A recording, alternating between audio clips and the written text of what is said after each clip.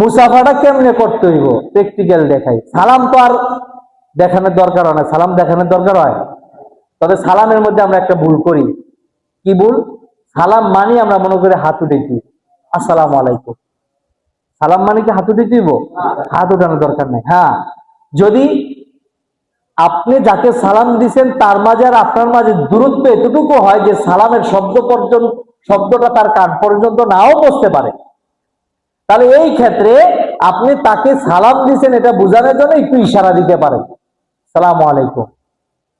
এটা হলো ভিন্ন জিনিস। এছাড়া পরস্পর সাক্ষাৎ, কাছাকাছি, আপনার আওয়াজ সে স্বাভাবিকভাবে শুনতে পারবে, এই এমন পরিবেশে সালাম দিতে গেলে সালামের হাত উঠানো ঠিক না, এটা জায়েজ না, এটা বেদাত হয়ে যাবে। কারণ আপনি যেখানে যেটা ইসলামের বিধান এটার বিপরীত করবেন, এর মানে কি? এটা বেদাত, এটা মনে রাখতে হবে। তাহলে সালাম দেখানোর কোনো বিষয় না এখানে, কিন্তু মুসাফাটা দেখাতে হবে। কেন? আমরা মুসাফাহার নামে অনেকে হ্যান্ডশেক করি। কি করি? হ্যান্ডশেক করি। ভাই এক হাত দেন, এইভাবে করলাম, হ্যাঁ এক হাত, আমিও এক হাত, তাহলে এটা কি হলো? হ্যান্ডশেক হলো। যেটা ইহুদি খ্রিস্টানরাও করে, অন্যান্য ধর্মের লোকেরাও কি করে। কিন্তু সালাম মুসাফা ইসলাম যে একটা সুন্নত বিধান রাখছে, এটা কিন্তু এক হাতের জিনিস না। এটা কয় হাতের জিনিস?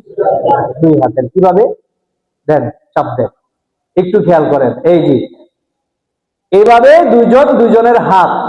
দুজনের হাতের ভিতরে থাকে। এটা হচ্ছে প্রকৃত সুন্নত মুসাফাহার ক্ষেত্রে।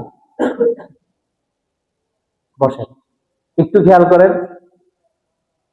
এখন আমরা সমাজের ভিতরে মুসাফা করি, এক হাতেই বেশিরভাগ করে ছেড়ে দিই, করে কি করি না? করি।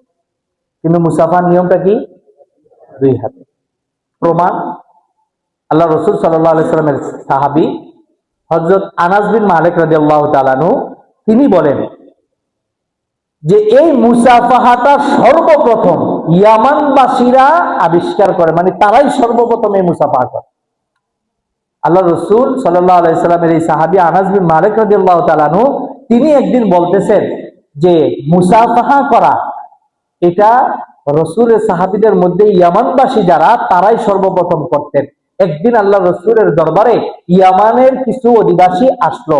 আসার পর আল্লাহ রসুল বলেন, হে আমার সাহাবীরা, তোমরা দেখে রাখো যে এরা হচ্ছে ইয়ামানবাসী, আর এই ইয়ামানবাসীদের হৃদয়টা হচ্ছে কোমল নরম, আর এই ইয়ামানবাসীরাই সর্বপ্রথম মুসাফাহা করে।